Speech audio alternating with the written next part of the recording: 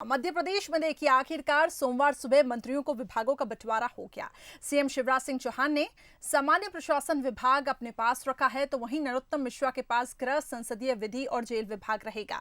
गोपाल भार्गव को पीडब्ल्यूडी मंत्रालय सौंपा गया है। ज्योतिरादित्य सिंधिया खेमे के मंत्रियों को भी महत्वपूर्ण विभाग दिए गए हैं। तुलसी सिलावट को जल मंत्रालय की जिम्मेदारी दी गई है, तो वहीं गोविंद सिंह राजपूत को परिवहन और राजस्व विभाग दिया गया है। इमरती देवी को महिला और बाल विकास विभाग सौंपा गया है। आपको बता दें कि रविवार देर रात तक विभागों के बंटवारे को लेकर मंथन चलता रहा। इसके बाद देखिए रात में मंत्रियों को विभागों की लिस्ट दी गई। राज्यपाल के पास अनुमोदन के लिए इस लिस्ट को भेजा गया था।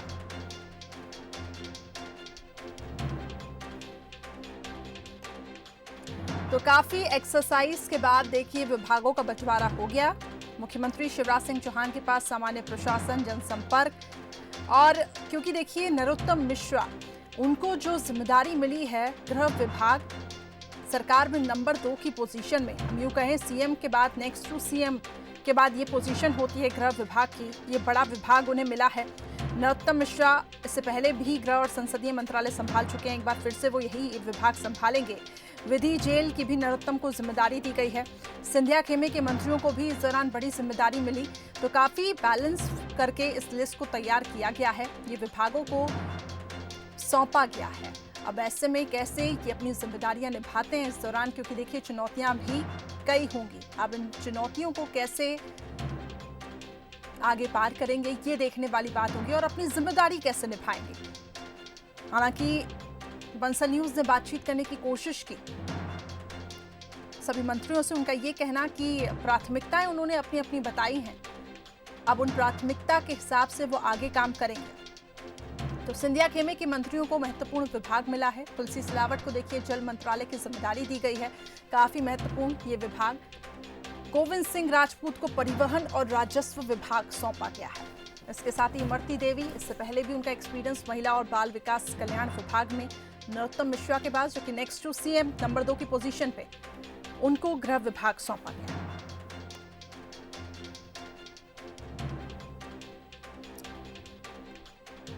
तो काफी संयोजन के साथ इस पूरे विभागों को लेकर मंथन चला और उसके बाद ये विभागों का वितरण हुआ, बंटवारा हुआ।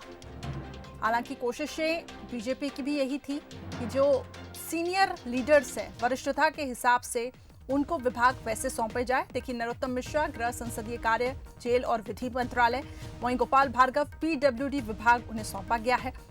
तो सीनियरिटी के हिसाब से पुराने चेहरे भी इसमें हैं विभागों के बंटवारे में, और उनको भी उस हिसाब से यहाँ पे जिम्मेदारियां मिली हैं। तुलसी सिलावट सिंधिया खेमे के जल संसाधन मंत्रालय, विजय शाह को देखिए वन विभाग सौंपा गया है।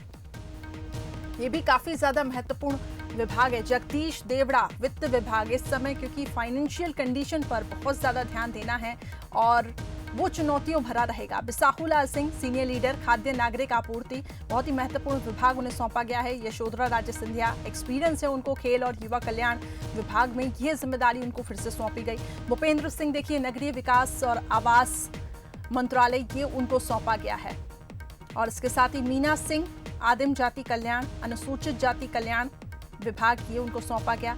कमल पटेल किसान कल्याण और कृषि विकास विभाग सौंपा गया है। तो किसानों के लिए क्या कुछ महत्वपूर्ण योजनाएं होंगी। एंदल सिंह कंसाना को देखिए लोक स्वास्थ्य यांत्रिकी, ये बहुत ही महत्वपूर्ण विभाग इस समय है, क्योंकि स्वच्छ पानी इनकी प्राथमिकता रहेगी कि कैसे लोगों तक पहुंचाए। गोविंद सिंह राजपूत को भी यहाँ पे विभाग। ब्रजेंद्र प्रताप सिंह खनिज संसाधन श्रम विभाग इन्हें सौंपा गया है। विश्वास सारंग चिकित्सा शिक्षा, गैस त्रासदी राहत और पुनर्वास, ये विभाग इनको सौंपा गया। इसके साथ देखिए इमरती देवी महिला बाल विकास मंत्री, पहले भी उन्होंने इस फील्ड में जिम्मेदारियां निभाई और एक बार फिर से ये मंत्रालय उनके हाथ लगा। प्रभुराम चौधरी लोक स्वास्थ्य एवं कल्याण विभाग इन्हें सौंपा गया है। महेंद्र सिंह सिसोदिया पंचायत और ग्रामीण विकास विभाग। प्रद्युमन सिंह तोमर ऊर्जा विभाग, बहुत ही महत्वपूर्ण ये विभाग, क्योंकि जिस तरीके से बिजली बिलों को लेकर हमने देखा बीते दिनों प्रदर्शन भी हुआ, इससे पहले भी कुछ वादे किए गए थे जनता के साथ, कैसे वो इस विभाग और कैसे अपनी जिम्मेदारियों का निर्वहन करते हैं, ये देखने वाली बात होगी। उषा ठाकुर पर्यटन, संस्कृति और अध्यात्म विभाग। आगे बढ़े हम। अरविंद सिंह भदौरिया सहकारिता लोक सेवा प्रबंधन। मोहन यादव उच्च शिक्षा का विभाग सौंपा गया है। तो देखिए, जो नए चेहरे हैं, हम ये कहें कि जो सिंधिया खेमे के थे, उनको भी यहाँ पे जिम्मेदारी। हरदीप सिंह डंग नवीन और नवकरणीय ऊर्जा विभाग, बाकी होकर बीजेपी में वो शामिल हुए। राज्यवर्धन सिंह औद्योगिक नीति का विभाग। तो इस तरीके से मंत्रियों को विभागों का बंटवारा हुआ है, जिसमें जिम्मेदारियां भी हैं। जिम्मेदारियां निश्चित तौर पर हैं, लेकिन चुनौतियां भी इसमें कई हैं। तो देखिए, लंबे इंतजार के बाद मंत्रियों को विभागों का बंटवारा हो गया है। अब शिवराज की नई टीम अगर देखें तो गृह मंत्री नरोत्तम मिश्रा सरकार में नंबर 2 की हैसियत से हैं, यानी सीधे मुख्यमंत्री के बाद doctor Narottam Mishra next to CM अगर हम कहें। डॉक्टर नरोत्तम मिश्रा को संसदीय कार्य मंत्री और विधि विभाग की भी जिम्मेदारी दी गई है। दरअसल डॉक्टर नरोत्तम मिश्रा शिवराज की टीम के ऐसे सिपह सालार हैं जो हमेशा संकट मोचक की भूमिका में नजर आए हैं। विधानसभा में बेहतर फ्लोर मैनेजमेंट की अगर बात हो तो उनका अनुभव बहुत ज्यादा है, इसलिए उन्हें संसदीय कार्य मंत्री की जिम्मेदारी दी गई है। इसके अलावा देखिए, चौथी बार मध्य प्रदेश में बीजेपी की सरकार बनी तो कहीं ना कहीं नरोत्तम मिश्रा की उसमें अहम भूमिका रही है। तो ये बहुत ही महत्वपूर्ण गृह विभाग, हालांकि इससे पहले भी उन्होंने इस जिम्मेदारियां निभाई हैं, लेकिन फ्लोर मैनेजमेंट में वो काफी माहिर माने जाते हैं। और जिस तरीके से अभी अगर हम देखें कांग्रेस की सरकार गिरी और बीजेपी की सरकार बनी, तो उसमें गृह मंत्री नरोत्तम मिश्रा की काफी ज्यादा अहम भूमिका रही है। संकट मोचक कहे जाते हैं और सरकार में नंबर 2 की हैसियत से उन्हें यह जिम्मेदारी दी गई है।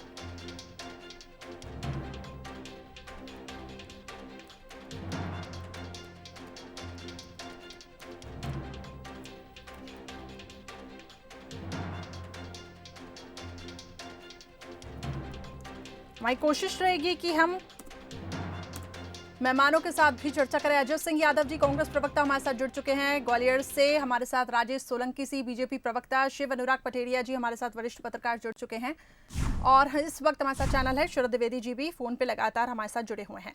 तो चलिए चर्चा को आगे बढ़ाते हैं। सबसे पहले पटेरिया जी आपके पास आना चाहूंगी।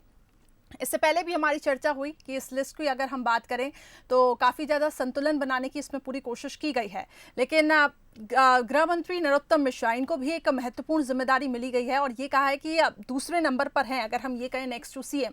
इस भूमिका को आप कैसे देखते हैं? जेल विधि विभाग का भी उनको जिम्मेदारी सौंपी गई है।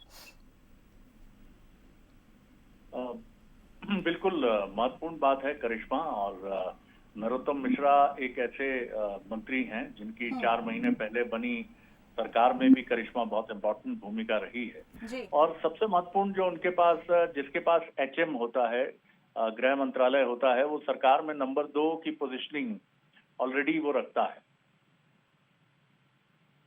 जी सर, पटेरिया जी भी हमारे साथ कुछ अपनी बात रखना चाहते हैं, उनको भी सुन लेते हैं, फिर मैं लौटूंगी आपके पास। जी पटेरिया जी। तो मुझे लगता है कि चंबल के इलाके में गृह विभाग का बहुत महत्वपूर्ण स्थान होता है। गृह के साथ जेल, यानी एक कुल मिला के जुड़ाव वाले विभाग होते हैं। तो मुझे लगता है नेचर का भी, विभागों के नेचर का भी ध्यान रखा है। जैसे संसदीय कार्य और विधि के बीच में एक दाता हुआ करता है। और आपने खुद करिश्मा जी कहा कि नरोत्तम मिश्रा को इस बात का बहुत ही ज्ञान है, अनुभव है कि फ्लोर मैनेजमेंट कैसे किया जाए, लॉ के बारे में, क्योंकि लॉ सारे विधानसभा के साथ बनते हैं जाके। तो मुझे लगता है कुल मिला के एक दूसरे को रेसिप्रोकेट करते हुए विभागों का चयन किया गया है। जैसे अगर आप बात करें उषा ठाकुर का, तो पर्यटन संस्कृति उनको दिया गया है। तो एक दूसरे को रेसिप्रोकेट करते हुए विभाग एक दूसरे के साथ जोड़े गए हैं और एक अच्छी बात है। दूसरा, विजय सिंह की बात, विजय शाह की बात करें, विजय शाह पहले भी वन मंत्री रहे हैं और उनको एक लंबा अनुभव है और मुझे लगता है उनकी पसंद का उसमें ध्यान रखा गया है। तुलसी सिलावट कुल मिलाकर पिछली सरकार के विभागों से छुटकारा पाते हुए कोई बड़ा दायित्व चाहते थे, उनको वो दिया गया है और उन्हें कुल मिलाकर जल संसाधन में जोड़ा गया है। सिंधिया की पसंद का एक विभाग, बड़े विभाग होते हैं जिसका राजस्व और परिवहन, वो उनके निकटतम सिपाही सालार गोविंद राजपूत को दिए गए हैं। यानी अपेक्षा, अनुभव और डिपार्टमेंट्स का जो कैरेक्टरिस्टिक्स है, उनको सबका मेल मिलाप किया गया। 12 दिन का जो समुद्र मंथन हुआ है उसमें अमृत तो बट गया। आप देखिए कि बेस किसके हाथ आता है, क्योंकि बेस की जो व्यक्ति है वो अजय बिश्नोई ने जबलपुर से अपने ट्वीट में फर्स्ट सेल में कर दी है और उस एक हमलावर अंदाज में प्रस्तुत हुए हैं। तो मुझे लगता है सब कुछ ठीक ठाक है, लेकिन सबको आप संतुष्ट नहीं कर सकते हैं। दूसरी सबसे बड़ी बात है, हर मंथन में, हर बड़े कार्य में कुछ अच्छा होता है तो कुछ लोग नाराज भी होते हैं, और अजय सिंह उसी लाइन पर, सॉरी माफ करिए, अजय बिश्नोई फिर उसी लाइन पर आगे बढ़ते हुए मुझे दिखाई दे रहे हैं। जी बिल्कुल पटेरिया जी, आपने सही कहा कि सभी को खुश करना पॉसिबल नहीं है, कुछ ना कुछ चीज़ें रह जाती हैं, लेकिन बीजेपी ने पूरी कोशिश की है और सिंधिया खेमे का भी काफ़ी अच्छा दबदबा रहा है। जी शरद जी, आप अपनी बात अब रखें, क्योंकि हम गृह विभाग की भी यहाँ पे बात कर रहे थे कि महत्वपूर्ण भूमिका नरोत्तम मिश्रा की नेक्स्ट टू सीएम, अगर हम ये कहें कि सरकार में नंबर 2 की पोजीशन। बिल्कुल, देखिए, संसदीय कार्य मंत्री इस बहुत महत्वपूर्ण भूमिका होगी संसदीय कार्य मंत्री की सरकार में, क्योंकि फ्लोर मैनेजमेंट जो है करिश्मा, जिस सरकार का फ्लोर मैनेजमेंट बहुत अच्छा होता है, यानी विधानसभा में जिसका संसदीय कार्य मंत्री बहुत दक्ष और पारंगत होता है, उस सरकार की बहुत सारी मुश्किलें कम हो जाती हैं। और जिस मंत्री का विपक्ष के साथ भी एक अच्छा तालमेल होता है, नरोत्तम मिश्रा एक ऐसे मंत्री हैं जो कुछ इस फिलॉसफी को लेकर आगे बढ़ते हैं कि विपक्ष के साथ अच्छे रिश्ते रखना बहुत जरूरी है, और यही वजह है कि जब विपक्ष में कहीं कोई सेंध होती है तो उस सेंध को एक बहुत लंबी चौड़ी दरार बनाकर किले तक प्रवेश करने की भूमिका निभाने में नरोत्तम मिश्रा एक बहुत अहम भूमिका निभाते हैं। तो उनकी भूमिका जिस तरह की है वो काफी महत्वपूर्ण भूमिका है। संसदीय कार्य मंत्री, गृह मंत्री और विधि विधायी, ये तीनों डिपार्टमेंट बहुत महत्वपूर्ण हैं। तो निश्चित तौर पर वो अपने इस जिम्मेदारी के साथ आगे चलेंगे और मुख्यमंत्री के साथ जिस तरह का समन्वय उनका रहा है उसको लेकर वो आगे बढ़ेंगे। जी बिल्कुल शरद जी, बने रहे हमारे साथ। दो मेहमान हमारे साथ और हैं, अजय सिंह यादव जी कांग्रेस प्रवक्ता, और इसके साथ ही हमारे साथ राजेश सोलंकी जी भी जुड़े हुए हैं। अजय जी, सबसे पहले आपके पास आना चाहूंगी, एक विपक्ष होने के नाते कांग्रेस का अगर हम यहाँ पे देखें कि नजरिया इस वक्त क्या है, काफी मुस्कुरा रहे हैं आप, ये लिस्ट आपको सर कैसी लगी विभाग वितरण की? देखिए करिश्मा जी, अगर हम विभाग वितरण देखें तो उसके बाद इस सरकार को शिवराज सरकार की जगह सिंधिया सरकार कहा जाए तो गलत नहीं होगा। इस मंत्रिमंडल में हम देखें, परिवहन, राजस्व, स्वास्थ्य, पीएचई, महिला बाल विकास, ऊर्जा, सारे महत्वपूर्ण विभाग सिंधिया जी के समर्थकों के पास हैं, जो आज विधायक भी नहीं है। जबकि भारतीय जनता पार्टी के जो वरिष्ठ नेता हैं, और अगर देखा जाए मंत्रालय के जो कद माने जाते हैं, तो उन मंत्रियों के पास बनिस्बत बहुत छोटे छोटे मंत्रालय हैं। भाजपा के 2-3 बड़े नेताओं के अलावा बाकी तमाम मंत्रियों को एक तरह से संतुष्ट करने के लिए, या फिर कहा जाए कि धीरज रखने के लिए बोल दिया गया हो, ऐसा लग रहा है। ये पूरी तरह सिंधिया जी के दबाव में बना हुआ मंत्रिमंडल है, और ये स्पष्ट दिखाई दे रहा है कि क्यों मंत्रिमंडल में विभाग वितरण में 10 दिन का समय लगा, क्योंकि समय की भी स्थिति स्पष्ट हो गई है। लेकिन ऐसी दबाव में चलने वाली सरकार क्या प्रदेश का भला कर पाएगी, जिसमें महत्वपूर्ण विभाग उन लोगों के पास हैं जो विधायक भी नहीं है और जो 1-2 महीने पहले भारतीय जनता पार्टी में शामिल हुए हैं? ऐसी सरकार को प्रदेश की भलाई में मुझे नहीं लगता है कि उम्मीद रखना चाहिए। ये अपने चुनाव जीतने में और अपने जोड़ तोड़ करने में लगे रहेंगे। जी राजेश जी, कितना इत्तेफाक रखते हैं आप जिस तरीके से यहाँ पे अजय सिंह ने बातें कही हैं, क्या आपको लगता है कि वो नजरअंदाज किया गया है सीनियर लीडर्स को और सिंधिया खेमे का काफी अच्छा दबदबा रहा?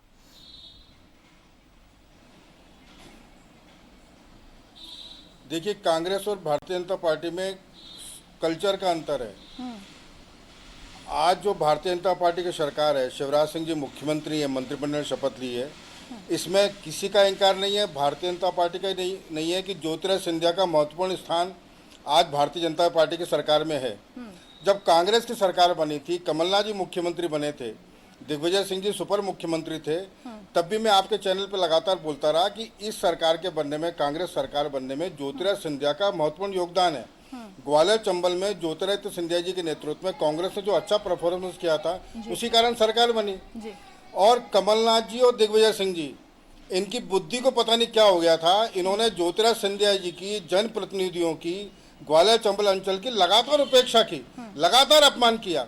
इस हद पे किया कि ज्योतिरादित्य सिंधिया जैसा सीनियर लीडर, कांग्रेस का महासचिव, उत्तर प्रदेश का, महाराष्ट्र का प्रभारी, वो कांग्रेस को छोड़कर भारतीय जनता पार्टी में शामिल हो गया। मतलब अपमान की, बदतमीजी की पराकाष्ठा देखिए आप। और आज जब हम सब जानते हैं कि मुख्यमंत्री का अधिकार होता है मंत्री किसको बनाना, मंत्रालय कौन से देना, उन्होंने अच्छी जोड़ी बनाई है जो मान्यवर पटेरिया जी कह रहे हैं, और अच्छे मंत्रालय बनाए और अच्छे लोगों को काम दिया है, जिनके नेतृत्व में हम आगे काम करने जा रहे हैं। सवा साल का जो कमलनाथ का कुशासन था, कुप्रबंधन था, उसकी का परिणाम तब समझ में आएगा जब ये 24 विधानसभा सीटों के उपचुनाव होंगे और जब पूरी 24 भारतीय जनता पार्टी जीतेगी, कांग्रेस की करारी हार होगी। ज्योतिरादित्य को ये संभाल नहीं पाए। हम ज्योतिरादित्य जी को सम्मान दे रहे हैं, उनकी बात को सुन रहे हैं, माननीय मुख्यमंत्री उनकी इच्छाओं का आदर कर रहे हैं, तो भी कांग्रेस को दिक्कत है। आपको अपमान भी करना है, कोई दूसरा सम्मान करना है, तो भी आपको तकलीफ ये बहुत महत्वपूर्ण सवाल आपने उठाया है अजय जी। कांग्रेस को नहीं करना चाहिए। मैं अजय जी के माध्यम से कहना चाहता हूँ। जी जी जी, प्रतिष्ठा जो मान सम्मान सिंधिया, ज्योतिरादित्य सिंधिया को मिलनी चाहिए, वो अब बीजेपी में सर मिल रही है, उसमें भी अगर कांग्रेस को दिक्कत है क्या? फिर ये सवाल बहुत ही महत्वपूर्ण है, ये सर समझना चाहूंगी। तरह से बात कही, मैं उनकी बात से सहमत इसलिए नहीं हो सकता हूं। हमारी सरकार के दौरान चाहे ग्वालियर चंबल हो, महाकौशल हो, बिंद हो, सभी रीजन में मंत्रिमंडल में लगभग बराबर सदस्य थे। अब जब भारतीय जनता पार्टी की सरकार बनती है, ग्वालियर चंबल जहां 12-13 मंत्री बन गए, महाकौशल जैसे बड़े इलाके में 1 मंत्री, बिंद रीजन में 1 मंत्री, तो क्या ये बैलेंस माना जाएगा? क्या ये सरकार मध्य प्रदेश की सरकार नहीं है, केवल ग्वालियर चंबल और सिंधिया जी की सरकार है? क्या भारतीय जनता पार्टी के 107 विधायक नहीं है? क्या केवल ये 22 पूर्व विधायक ही भाजपा के लिए प्रासंगिक हो गए हैं, जिनने भाजपा को खड़ा किया, जिनकी दम पे आपकी सरकार बनी है, उनकी उपेक्षा करना आप सही ठहरा रहे हैं? कांग्रेस पार्टी में इस तरह की स्थिति नहीं थी। हाँ, कह सकते सिंधिया की अति महत्वाकांक्षा हम पूरी नहीं कर सकते थे, हम केंद्र में उन्हें मंत्री नहीं बना सकते थे, उनके 14-15 मंत्री नहीं बनाए जा सकते थे। आप कर सकते हैं आप, लेकिन ये अनुचित है। चलिए इस पे आगे सर आगे भी और बात करेंगे, अब आगे बढ़ते हैं, मैं आगे लौटूंगी आपके पास। शिवराज मंत्रिमंडल में देखिए सिंधिया खेमे के मंत्रियों को बड़ी जिम्मेदारी मिली है। सिंधिया समर्थक मंत्रियों को जल संसाधन और उसके साथ ही स्वास्थ्य विभाग, ऊर्जा, महिला एवं बाल विकास विभाग, राजस्व, परिवहन जैसे अहम विभागों की जिम्मेदारी सौंपी गई है। वहीं तुलसी सिलावट को जल संसाधन के साथ मत्स्य विभाग का जिम्मा भी सौंपा गया। कमलनाथ मंत्रिमंडल की तरह ही गोविंद सिंह राजपूत को राजस्व परिवहन विभाग की जिम्मेदारी मिली। महिला एवं बाल विकास विभाग की जिम्मेदारी इमरती देवी को सौंपी गई है। ऊर्जा जैसे अहम विभाग की जिम्मेदारी प्रद्युमन सिंह तोमर को सौंपी गई है। इसके अलावा देखिए महेंद्र सिंह सिसोदिया को पंचायत और ग्रामीण विकास विभाग सौंपा गया है।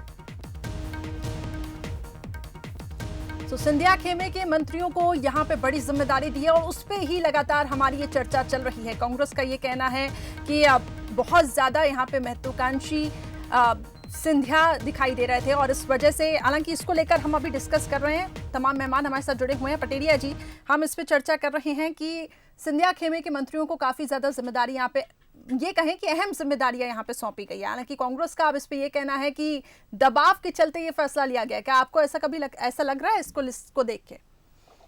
देखिए, मुझे लगता है कि जिस तरह की एक अंडरस्टैंडिंग शिवराज सिंह चौहान और ज्योतिरादित्य सिंधिया के बीच हुई और उसके बाद केंद्रीय नेतृत्व ने जिस तरह से एक अवसर के अनुरूप फैसले करने की कोशिश की, उसके मुताबिक मुझे लगता है कुछ भी गलत नहीं है। दरअसल ये सरकार भले ही भारतीय जनता पार्टी की हो, शिवराज सिंह चौहान के नेतृत्व में बनी हो, लेकिन इस सरकार को बनवाने का श्रेय अगर किसी को जाता है तो एकमात्र ज्योतिरादित्य सिंधिया को जाता है। और जिस व्यक्ति के कारण सरकार बनी है, निश्चित तौर पर उसे लाइन शेयर आपको देना पड़ेगा, उसे महत्वपूर्ण विभाग देना पड़ेंगे। और जिन लोगों को दिए गए हैं वो अयोग्य व्यक्ति नहीं है, उनके साथ अनुभव भी है, राजनीतिक मेधा भी है और कुल मिलाकर उन्होंने पिछली सरकारों में भी अपने आप को साबित किया है। कुछ मंत्री बन पाए थे, कुछ मंत्री नहीं बन पाए थे, जैसे राज्यवर्धन सिंह दत्तीगांव। कुल मिलाकर मैं मानता हूं कि बहुत ही योग्य व्यक्ति हैं, सक्षम व्यक्ति, पढ़े लिखे व्यक्ति हैं। अगर उन्हें महत्वपूर्ण विभाग दिया गया है तो उसमें क्या गलत है? दिक्कत यह है, अगर कल आपने उपेक्षा की तो आज अगर भाजपा भी उपेक्षा करे क्या? और सबसे बड़ी बात है, राजनीति में कुछ लेके कुछ देके सौदे हुआ करते हैं। अगर सिंधिया ने भाजपा को सरकार दी है तो उसके बदले में अपने समर्थकों के लिए पद और सुविधाएं ली हैं, तो उसमें मुझे लगता है ये राजनीति की, आज की राजनीति का तकाजा है। इसमें nothing is wrong in the love, politics and वार, यानी युद्ध, राजनीति और प्रेम में कुछ भी गलत नहीं होता है। इसमें विजय ही सर्वोत्तम हुआ करती, विजय अंतिम व्यक्ति हुआ करती है। कांग्रेस ने क्यों नहीं किया? कांग्रेस ने अपनी सरकार खोदी सिर्फ अक्कड़ में, अभिमान में और घमंड में। अगर मुझे लगता है ज्योतिरादित्य सिंधिया को राज्यसभा भेज देते, फर्स्ट प्रायोरिटी के साथ में उन्हें अध्यक्ष बना देते, जो निर्दलीय थे और छोटे दलों के लोग थे उन्हें निगम मंडलों में जिस तरह अभी बनाया जा रहा है या अध्यक्ष बना देते या उनको मंत्रिमंडल में ले लेते, सरकार को भारतीय जनता पार्टी तोड़ ही नहीं सकती। कोई भी अपने घर को नहीं तोड़ना चाहता है, लेकिन जब उसके पास अंतिम विकल्प हो के उसके अस्तित्व के लिए उसे आगे बढ़ना पड़ेगा तो लोग आगे बढ़ते हैं। मुझे लगता है भाजपा ने कांग्रेस की कमजोरी का पूरा लाभ उठाया है और कांग्रेस के गढ़ में सैंध करने के लिए उसी के सिपाही सालारों को आगे बढ़ाया है। और देखिए आने वाले दिनों में इसके काफी फलितार्थ मिलेंगे। फिर मैं आपके सामने प्रोडक्ट करता हूं, फिर 2-3 महीने बाद में कहेंगे। अभी कांग्रेस में एक और बड़ी सेंध लगने वाली है और उसमें निर्णायक भूमिका इन्हीं लोगों की होगी। चलिए, ये बहुत बड़ी बात आपने यहाँ पे कही है शरद जी। जिस तरीके से हम सब जानते हैं और ज्योतिरादित्य सिंधिया की एक अहम भूमिका रही है बीजेपी की सरकार बनाने में, ऐसे में जो मान प्रतिष्ठा की मांग सिंधिया कर रहे थे वो बीजेपी में मिली। क्या आपको लगता है कि वो मांग, वो प्रतिष्ठा अगर कांग्रेस में मिलती तो आज ये सब परिस्थितियां नहीं बनती? हालांकि अब बहुत आगे हम बढ़ चुके हैं और अब बात कर रहे हैं विभागों के बंटवारे की, लेकिन यहाँ पे कांग्रेस का अभी भी ये कहना है कि एक दबाव यहाँ पे दिखाई दिया, सिंधिया खेमे को ज्यादा प्रायोरिटी मिली। देखिए करिश्मा, जो जिसकी वजह से सरकार बनी है, जाहिर तौर पर चीजें उसकी तरफ महत्वपूर्ण तरीके से झुकेंगी। हालांकि चुनौती बीजेपी के लिए इस मायने में है, जैसे अजय बिश्नोई जी का सुबह ही ट्वीट आया कि आखिर एक हाथ ले एक हाथ दे, और अगर इस तरह चलता रहा तो फिर हम क्या बीजेपी में नैतिकता का उल्टा पाठ पढ़ेंगे? ऐसे प्रश्न बीजेपी में खड़े हुए हैं। देखिए, बीजेपी का कार्यकर्ता इस समय ये सोच रहा है, ये प्रश्न है बीजेपी के लिए, और ये द्वंद्व स्वाभाविक भी है। इसीलिए शिवराज जी को कहना पड़ा था कि विष तो शिव को ही पीना पड़ता है, यानी बीजेपी को विष पीना पड़ता है अगर आप ऐसे समझौते करेंगे। और विष आप जब पीते हैं और वो आपके गले को नीला कर देता है, तो होते हैं। जरूर है कि ये बीजेपी के अस्तित्व के लिए चुनौती नहीं है, लेकिन बीजेपी ढांचे में इससे असंतोष के जो स्वर हुए हैं उनको एड्रेस करना जरूरी है। मैं आपको थोड़ा पीछे ले जाना चाहूंगा कि सिंह लोधी सिर्फ चंद घंटों के भीतर कैबिनेट मंत्री, कमलनाथ जी के लेफ्टिनेंट माने जाने वाले प्रदीप जायसवाल गुड्डा चंद घंटों में ही कैबिनेट मंत्री। तो बीजेपी का कार्यकर्ता ये सोच रहा है कि ये बहुत बढ़िया है, एक हाथ से दो, एक हाथ से लो। और ये जो जिसको कुछ लोग अपॉर्चुनिस्ट पॉलिटिक्स भी कहते हैं, अवसरवाद की राजनीति भी कहते हैं, उनके लिए भी एक बात है। लेकिन राजनीति में अवसरवाद से अधिक मौके को बनाने की पहल होती है, सरकार को बनाने की पहल होती है। लेकिन बीजेपी को अपने संगठन के स्तर पर इस चुनौती से जूझना होगा, जो नेताओं के और कार्यकर्ताओं के स्वर हैं। इस पे लेना चाहूंगा मैं। जी। राजेश जी, मैं चाहूंगी कि जो शरद जी ने यहाँ पे कई सवाल भी उठाया और ये भी कहा कि जो चुनौतियां हैं बीजेपी आखिर उससे कैसे निपटेगी, क्या इसके लिए भी कुछ रणनीति तैयार की है? क्योंकि हम देख रहे हैं पूर्व मंत्री अजय बिश्नोई का एक के बाद एक जो ट्वीट निकलकर सामने आ रहे हैं, कहीं ना कहीं सर नाराजगी या कुछ असंतोष, कैसे बीजेपी इससे निपटेगी?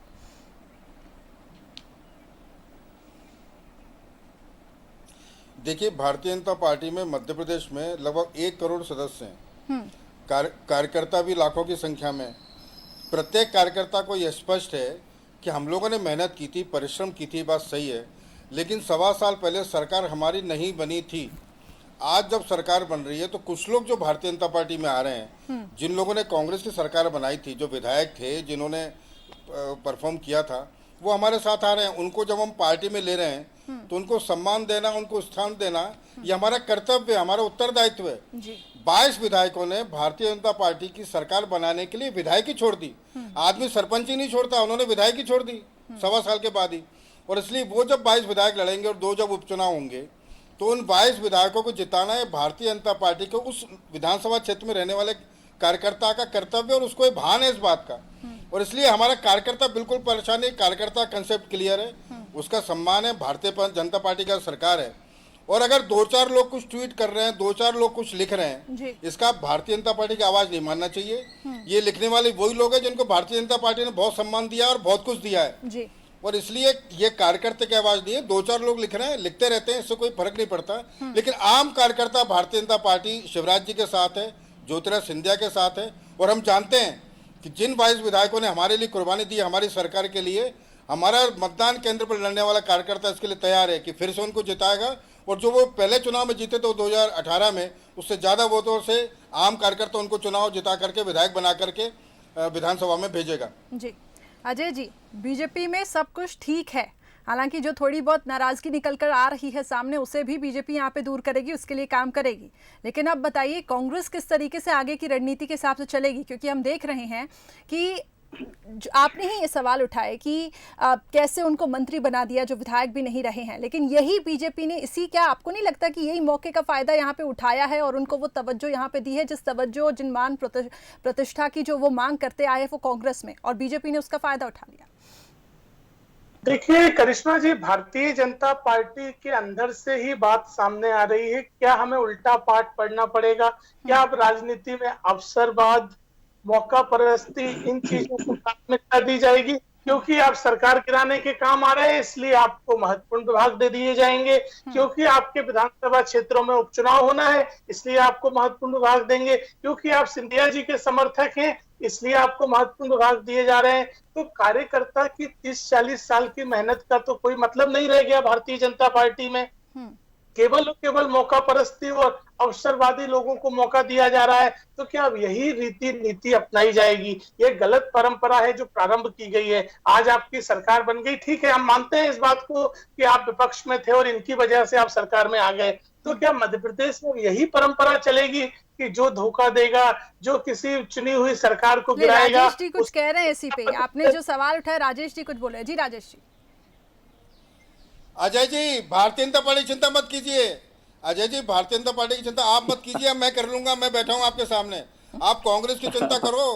कांग्रेस के लिए कफन खरीदने का इंतजाम का क्या व्यवस्था की वो बताओ। दिग्विजय सिंह कमलनाथ से क्या इंतजाम किया वो बताओ आप।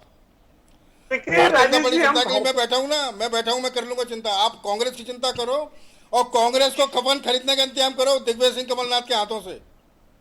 देखिए राजेश जी, हम भारतीय जनता पार्टी की नहीं, मध्य प्रदेश की और राजनीति की चिंता कर रहे हैं। ऐसे नेता जो ना भारतीय जनता पार्टी के प्रति निष्ठावान है, ना प्रदेश की जनता के प्रति। मध्य प्रदेश चिंता हम कर लेंगे, हमारी सरकार है, हम कर लेंगे। मध्य प्रदेश में हमारी सरकार है, हम चिंता करेंगे, हम सब करेंगे। और 1.25 साल में जो कमलनाथ ने कुप्रबंधन किया, कुशासन किया, हमने 100 दिन में करके दिखाया है। मध्य प्रदेश के लिए हम क्या कर सकते हैं? आप आगे काम तो करने दो हमको, हम करेंगे, चिंता करेंगे, पूरी सेवा करेंगे। हमने 100 दिन में करके भी दिखाया है। राजेश जी, विपक्ष को बोलने देंगे कि विपक्ष का बोलना भी बंद होने वाला है मध्य प्रदेश में? नहीं अजय जी, विपक्ष की भी महत्वपूर्ण भूमिका है, आप अपनी बात रखें। जी राजेश जी, लौटेंगे आपके पास। देखिए राजेश जी, हमारा कहना यह है कि मध्य प्रदेश में जिस तरह से आप स्वयं स्वीकार कर रहे हैं कि अवसरवादी लोगों की वजह से हमारी सरकार बनी, तो ऐसे अवसरवादी लोग जो केवल अपने मौके के लिए सरकार बनवा रहे हैं, तो ये प्रदेश की जनता के लिए कितने समर्पित हो पाएंगे? ये प्रदेश की जनता और आपके कार्यकर्ता सोच रहे हैं, ये केवल अपने नेता के प्रति समर्पित हैं और अपने निजी स्वार्थों के लिए। कल को इन्हें आपसे अच्छा अवसर कहीं और चला गया तो हो सकता है आपकी सरकार भी छोड़ के चले जाए। तो ऐसे अवसरवादी लोगों की आप गारंटी ले रहे हैं और प्रदेश के विकास की बात कर रहे हैं, ये संभव नहीं है। और हमें उम्मीद है कि मध्य प्रदेश की जनता उपचुनाव के बाद फिर से मैंडेट देगी और ऐसे अवसरवादी लोगों को जनता मजा चखाएगी। चलिए अजय जी, ये आगे अब वक्त का तकाजा है और आगे अब कैसे परिस्थितियां बदलती हैं देखने वाली बात होगी। बीजेपी क्योंकि ये लगातार कह रही है कि हम परिवार हैं और सभी हमारे साथ हैं। पटेरिया जी, अब आगे नजर उपचुनावों पर है, आप किस तरीके से देखते हैं उपचुनावों को? कितना ज़्यादा प्रभावी हो सकता है? क्योंकि अभी जिस तरीके से ये विभागों का बंटवारा हुआ, आगे जो नजरें अब उपचुनावों पे दोनों ही दल की टिकी हुई है। करिश्मा जी, एक बात मैं कहना चाहूंगा, भारतीय जनता पार्टी के लिए चिंतन का वक्त भी है विजय के साथ साथ में।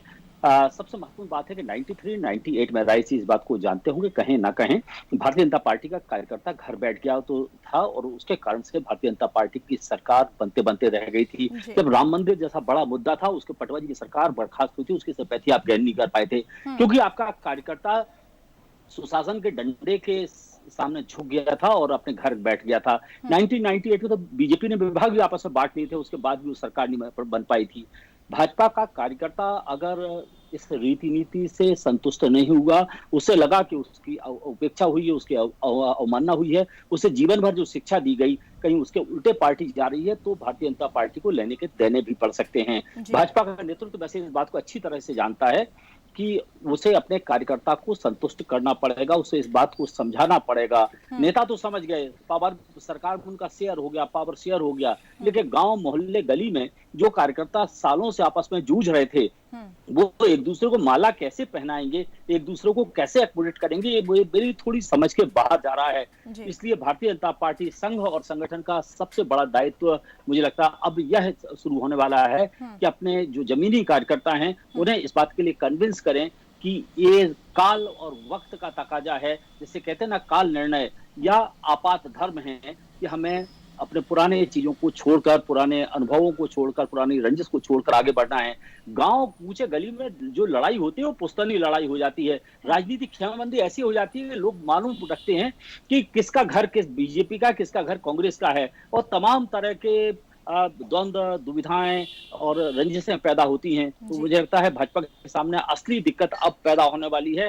सरकार आपने बना ली, एक दूसरे को फूल मालाएं पहना ली, एक दूसरे की कसीदाकारी कर दी, लेकिन कार्यकर्ता को जब तक आप संतुष्ट नहीं करेंगे उससे मुझे लगता है भाजपा के लिए दिक्कत आती रहेगी। और उपचुनाव में कार्यकर्ता ही सब कुछ करता है। नेता भाषण देते हैं, सरकारें व्याख्यान देती हैं, योजनाएं देती हैं, कार्यकर्ता का संतुष्ट नहीं हुआ फिर मैं कहूंगा भाजपा का कार्यकर्ता सबसे बड़ी चीज है और उसे उनको समझाना पड़ेगा, उसे मनाना पड़ेगा, उसे इस बात के लिए प्रेरित करना पड़ेगा कि ये आपात धर्म है और इसको लेके आपको आगे बढ़ना है। जी बिल्कुल पटेरिया जी, जिम्मेदारियां हैं तो चुनौतियां भी अब आगे कही हैं, कैसे अब उसका निर्वहन होता है, कैसे अपनी जिम्मेदारियां यहाँ पे निभाते हैं, देखने वाली बात होगी। आगे हम इस पे चर्चा करेंगे, लेकिन फिलहाल आपका बहुत बहुत शुक्रिया हमारे साथ जुड़ने के लिए। साथ ही चैनल है शरद द्विवेदी जी भी हमारे साथ जुड़े थे। सर बहुत बहुत शुक्रिया हमारे साथ जुड़ने के लिए।